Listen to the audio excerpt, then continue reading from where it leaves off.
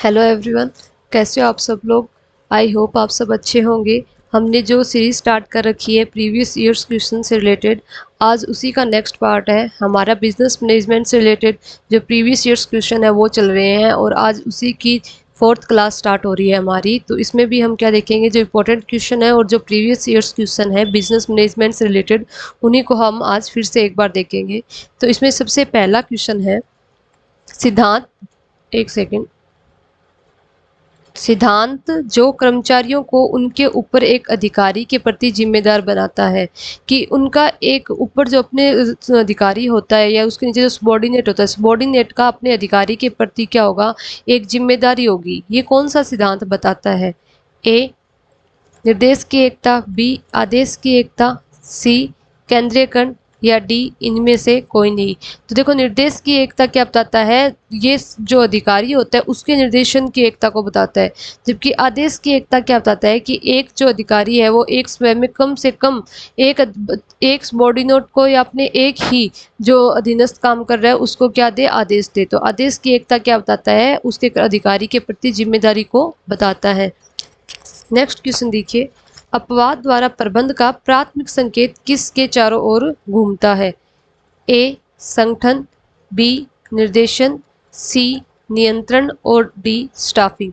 देखो, जो अपवाद द्वारा प्रबंध है उसका अर्थ ही यही है कि नियंत्रण कब रखना है। जैसे हमने कल एक क्वेश्चन में किया था, अपवाद द्वारा प्रबंध क्या कहता है कि जो डेली रूटीन के काम है जो नियोजित रूप से चल रहे हैं उनमें बार बार प्रबंध करने की आवश्यकता नहीं है। जबकि प्रबंध कहाँ करने की आवश्यकता है, जहाँ नियंत्रण टूट रहा है, जहाँ लोगों को समस्याएं ज्यादा आ रही है, तो वो क्या होता है, अपवाद द्वारा प्रबंध।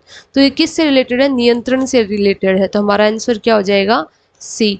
नेक्स्ट क्वेश्चन देखिए, सोप मैनेजमेंट पुस्तक जो 1903 में प्रकाशित हुई थी के लेखक कौन है?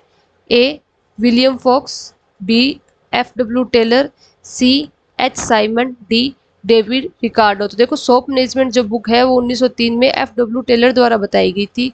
इन्होंने क्या बताया था कि कर्मचारी से किस प्रकार कार्य करवाना है, कौन सी विधि यूज करनी है, इसमें सोप मैनेजमेंट पुस्तक में बताया था। किर्कपैट्रिक के 4 स्तरीय मूल्यांकन मॉडल में सम्मिलित है ज्ञान, विकास, संतुष्टि या सीखना। तो देखो, क्रिक का 4 स्तरीय मॉडल था, उसमें क्या क्या था। फर्स्ट लेवल पे था रिएक्शन, कि कोई भी व्यक्ति को या कोई भी कर्मचारी को जब आप कार्य देते हो तो कोई ना कुछ रिएक्शन करता है, वो रिएक्शन कैसा होगा। सेकंड में था लर्निंग, मतलब सीखना, कि धीरे धीरे क्या करेगा, वो उस काम को सीखेगा। थर्ड लेवल पे था बिहेवियर चेंज, कि धीरे धीरे जैसे वो काम को सीखेगा उसके बिहेवियर में क्या आएगा, चेंज आएगा। और लेवल 4 पे था ऑर्गेनाइजेशन परफॉर्मेंस, जैसे जैसे चेंज आएगा वो अपना कार्य अच्छे से करेगा, उसका निष्पादन भी सही करेगा। तो उसमें 4 कौन कौन सी चीजें थी, रिएक्शन, लर्निंग, बिहेवियर चेंज और ऑर्गेनाइजेशनल परफॉर्मेंस। तो इसमें हमारा क्या हो जाएगा, डी लर्निंग या सीखना। इसका याद रखना, किर्कपैट्रिक का 4 स्तरीय मॉडल था। ये क्वेश्चन भी हो सकता है कि किर्कपैट्रिक का कितना स्तरीय मॉडल था, तो ये कितना था, 4 स्तरीय मॉडल। नेक्स्ट देखिए, निम्न में से कौन सी अवधारणा वैज्ञानिक प्रबंध से संबंधित नहीं है? वैज्ञानिक प्रबंध की विचारधारा किसने दी थी? एफ डब्ल्यू टेलर ने। अब एफ डब्ल्यू टेलर ने अलग अलग नियम बताए थे, इनमें से कौन सा एक एफ डब्ल्यू टेलर से संबंधित नहीं है? ए मानसिक क्रांति, बी आदेश की एकता, सी समय और गति का अध्ययन, डी पद्धति का अध्ययन।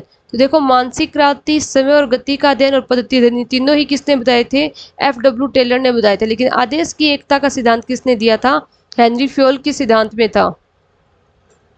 तो हमारा क्या हो जाएगा आंसर, बी। निम्न में से किस जोड़े का मिलान सही है? इनमें से कौन सा एक सही है? एफ डब्ल्यू टेलर का संबंध मानवीय संबंध दृष्टिकोण, हेनरी फ्योल प्रबंध की सार्वभौमिकता, एल्टन मेयो मनोवैज्ञानिक दृष्टिकोण, और डी मेरी पार्क फोलेट वैज्ञानिक प्रबंध। तो देखो, बाकी 3 गलत है। जो बी हेनरी फ्योल ने क्या बताया था, प्रबंध की सार्वभौमिकता। एफ डब्ल्यू टेलर ने क्या बताया था, वैज्ञानिक प्रबंध। एल्टन मेयो ने क्या बताया था, मानवीय दृष्टिकोण। और मेरी पार्क फोलेट ने क्या बताया था, मनोवैज्ञानिक दृष्टिकोण। ये आगे पीछे करके दिए हुए तीनों। तो इसमें सही कौन सा है, हेनरी फ्योल प्रबंध की सार्वभौमिकता का सिद्धांत। उपभोक्ता को निर्णय प्रक्रिया का तीसरा चरण क्या होता है? विकल्पों का मूल्यांकन करना, सूचनाओं की खोज करना, क्रय निर्णय लेना, या फिर इनमें से कोई नहीं। कि कोई उपभोक्ता जब भी कोई सामान खरीदता है या उसकी कोई जरूरत की चीजें खरीदता है तो उसकी एक प्रक्रिया होती है। नॉर्मल प्रक्रिया क्या होती है, सबसे पहले समस्या की पहचान करेगा कि उसको समस्या क्या आ रही है, उसके बाद सूचनाओं को खोजेगा। जैसे उसको कोई बाइक चाहिए, क्यों कि उसको ऑफिस जाने में क्या होती है, दिक्कत होती है, तो सबसे पहले समस्या क्या हो रही है कि उसको जाने में टाइम ज़्यादा लगता है और आने में भी टाइम ज़्यादा लगता है, तो वो समस्या हो गई। दूसरी सूचनाओं को खोजेगा, अब वो सर्च करेगा कि कौन कौन से क्या हो रहे हैं वहाँ, जैसे मॉडल कौन कौन से हैं, जैसे स्कूटर के मॉडल कौन से हैं, कि किसकी क्या प्राइस है, कौन कितनी एवरेज देता है, तो वो क्या होगा, सूचनाओं की खोज करना। थर्ड पे क्या होगा, विकल्पों का मूल्यांकन करना।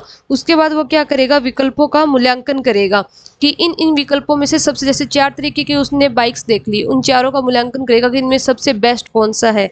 फिर 5 पे क्या करेगा, वो 4 पे क्या करेगा, क्रय का निर्णय ले लेगा। और 5 पे जो पोस्ट परचेज बिहेवियर होता है कि क्रय करने के बाद उसके बिहेवियर कैसा है, संतुष्ट है, असंतुष्ट है, उसको देखेगा। तो 3 नंबर पे हमारा ऑप्शन क्या होता है, विकल्पों का मूल्यांकन करना। नेक्स्ट देखिए, आधुनिक प्रबंध सिद्धांत का जनक होता है FW टेलर, मेरी पार्क फोलेट, एल्टन मेयो या पीटर ड्रकर। देखो आधुनिक प्रबंध के जनक कौन है, पीटर ड्रकर। वैज्ञानिक प्रबंध के जनक कौन थे, FW टेलर, लेकिन आधुनिक प्रबंध के जनक कौन है, पीटर ड्रकर। नेतृत्व का प्रबंध ग्रिड मॉडल विकसित किया था, ये किसने नेतृत्व ने विकसित किया था, Blake, Mouton, Robbins, Victor Vroom या इनमें से कोई नहीं। तथा ब्लैक तथा माउंटन ने क्या किया था, नेतृत्व लीडरशिप का जो ग्रिड ग्रिड मॉडल है उसको बताया था। इसमें टोटल कितनी बनती है, इसमें 9 × 9 सेल होती है, 9 इंटू कितनी होती है, 9 सेल होती है। तो टोटल कितनी हो जाएगी, 81 हो जाएगी। 9 × 9 को आप मल्टीप्लाई करोगे तो कितनी हो जाएगी, टोटल 81। तो ये ध्यान रखना, टोटल 81 होती है इसमें सेल।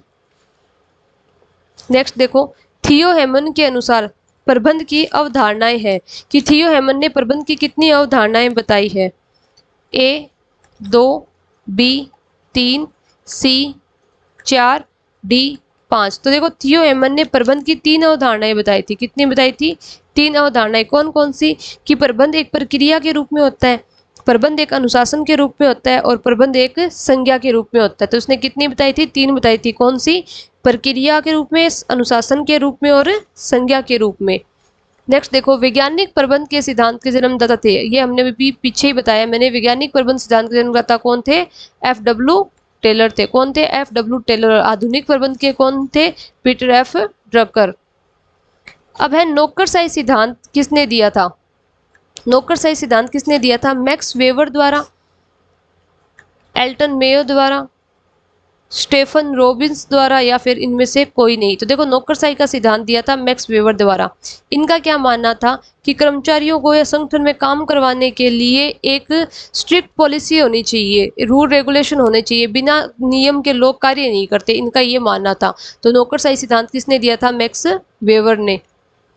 नेक्स्ट है, मस्तिष्क मंथन के जनक कौन थे। मस्तिष्क मंथन क्या होता है, ब्रेन स्टॉर्मिंग, जिसमें हम क्या करते हैं कि अलग अलग लोगों का समूह बना लेते हैं, उनको आइडियाज को देखते हैं, उनके दिमाग में क्या आइडियाज आ रहे हैं, तो उसको ब्रेन स्टॉर्मिंग बोलते हैं। ब्रेन स्टॉर्मिंग या मस्तिष्क मंथन के जनक कौन थे, यही पूछा इसने। Elton Mayo, Alex F Osborn, George R Terry या इनमें से कोई नहीं। तो देखो मस्तिष्क मंथन के जनक कौन थे, एलेक्स F ओसबोर्न या डायरेक्टली ओसबोर्न, ये याद रखना, एक अच्छा क्वेश्चन है। नेक्स्ट देखो, सबसे महत्वपूर्ण वेतन विभिन्नता का कारण क्या है, कि एक जो ऑर्गेनाइजेशन होती है उसमें कर्मचारियों का जो सैलरी होती है, जो वेतन होता है वो अलग अलग होता है, उसका मेन कारण क्या है, क्षेत्रीय विभिन्नता, कौशल, खतरा या प्रबंधन। तो देखो कारण तो सभी हो सकते हैं, लेकिन इसमें क्या पूछा है, मेन कारण पूछा। तो मेन कारण क्या होता है, उसके कौशल कैसे हैं, उसकी स्किल्स कैसी है। जिसकी स्किल ज़्यादा अच्छी होगी उसको वेतन ज़्यादा अच्छा मिलेगा, जो इतना ज़्यादा कौशल नहीं होगा, अकुशल होगा, उसको वेतन क्या मिलेगा, कम मिलेगा। तो मेन कारण क्या है, कौशल। जेड सिद्धांत का प्रतिपादन किसने किया था, A William Ouchi, B Peter F Drucker, C Douglas McGregor और जॉर्ज R टेरी। तो जेड सिद्धांत दिया था विलियम आउची, और हमने जैसे पहले भी बताया था मैंने, जेड सिद्धांत किससे रिलेटेड है, जापान की जो टेक्निक है उससे रिलेटेड है। ये किसने दी थी, विलियम आउची द्वारा दी गई थी। नेक्स्ट है, मैट्रिक संगठन का अन्य नाम क्या है, परिवर्तनशील संगठन, भौगोलिक संगठन, परियोजना संगठन या इनमें से कोई नहीं। तो देखो मैट्रिक संगठन क्या होता है, परियोजना संगठन। क्यों? क्योंकि इस पे क्या किया था, एक प्रोजेक्ट पे काम किया था, जैसे ही वो प्रोजेक्ट खत्म होता है इसका भी क्या होता है, खत्म, इसको भी समाप्त कर दिया जाता है। तो मैट्रिक संगठन का दूसरा नाम क्या है, परियोजना संगठन। नेक्स्ट देखो, यह विचार के प्रबंधक अपनी अयोग्यता के स्तर तक पदोन्नत होने लगता है, क्या कहलाता है, तर्किस्तान, पीटर सिद्धांत, जॉब डिजाइन सिद्धांत या उपरोक्त सभी। तो देखो ये किसने बताया था कि प्रबंधक की जितनी अयोग्यता तक होगी ना तो उसे उतने तक पदोन्नत किया जाएगा, ये सिद्धांत बताया था पीटर सिद्धांत ने। ये किसने बोला था, पीटर सिद्धांत ने ये बात बोली थी। नेक्स्ट क्वेश्चन देखिए, प्रबंधकीय ग्रिड में उन प्रबंधकों, यहाँ प्रबंधकों आएगा, थोड़ा ध्यान रखना, जिनका सरोकार उत्पादन से कम या न होकर सिर्फ व्यक्तियों से था, को किस प्रकार के प्रबंध की तरह जाना जाता है।